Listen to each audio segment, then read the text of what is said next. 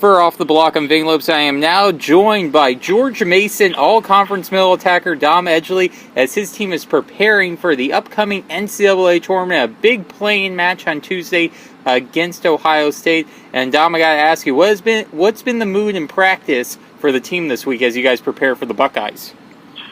I would say the overall theme of this past week especially was just kind of continuing to stay where we're at.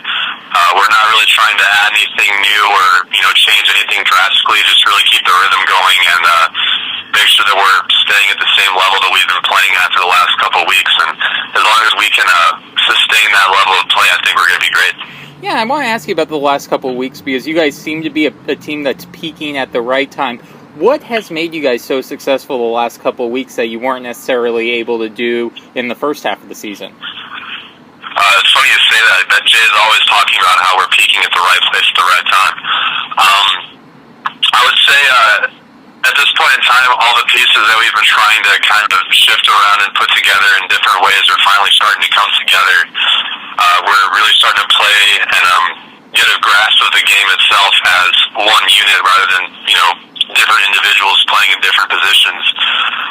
So I think that's kind of something that's clicked inside all of us individually in the last few weeks, and now we're really starting to play the team, play the game as a system, and really just implement that into all the actions that we're doing respective to our own individual roles as well as the big scheme of, the game itself. Right. And looking at your upcoming match against Ohio State, I'm sure that you've had an opportunity to see a little bit of film on them. What's been the biggest thing, or what do you think is going to be the most challenging thing for you guys to have to stop on Tuesday night? Taking care of Surgeon is definitely going to be priority number one.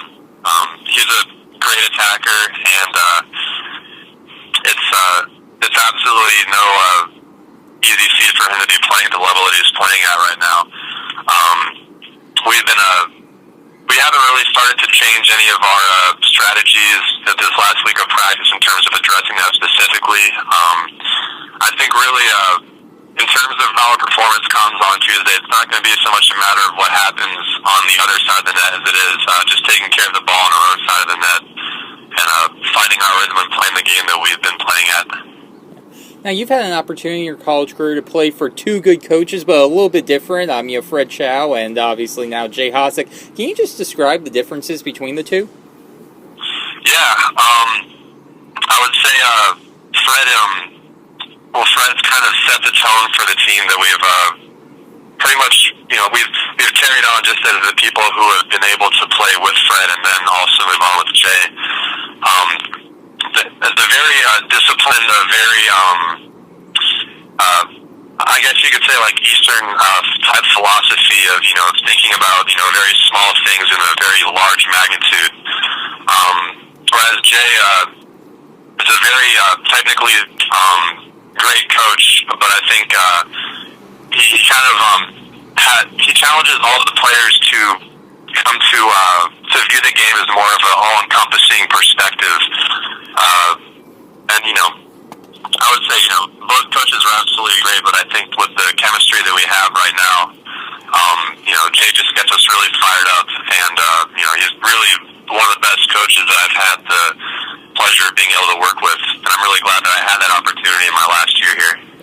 And I want to ask you, because getting an opportunity to see Jay run practices a little bit when he was at Penn State, it was really high intensity, even some drills where you look at like, wow, this is a little crazy, but all right, it works. Has there been any drills this season that he's run where you're like, wow, this is a little different than what we've ever done before?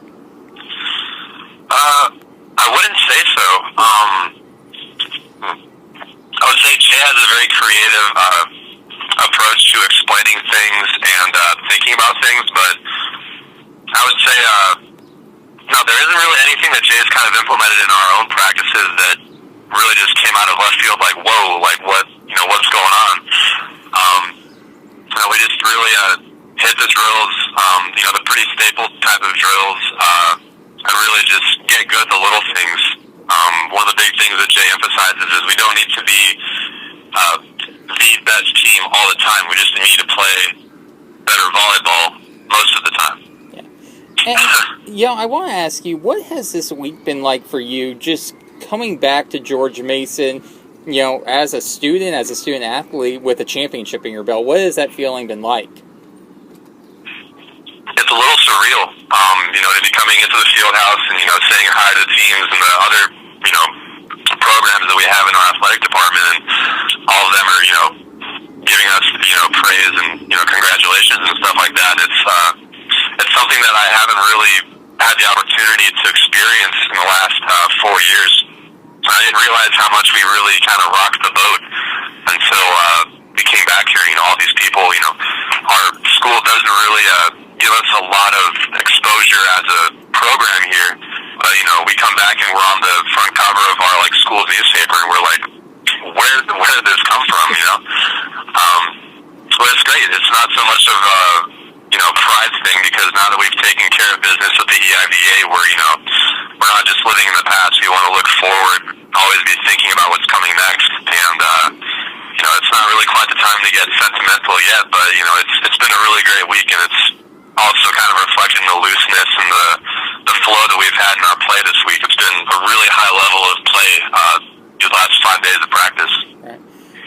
Well, Dom, final question. We'll let you go on this. A little bit of a lighter question. There was a lot of talk and some jokes about the EIVA championship hats that they gave you. We have to ask, do you still have your hat, and have you proudly worn it since leaving Penn State? Yeah, actually, I have it right here.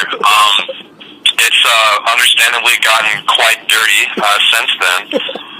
But the good news is, one of our team's dads, one of the fathers of one of the guys on the team, said, "Hey, if you guys run this thing, I'm going to get you guys some nice Adidas hats with the EIVA logo on them or whatever." So I guess I'll go ahead and trash this hat while I can, and I'll have a nice one to keep for the future.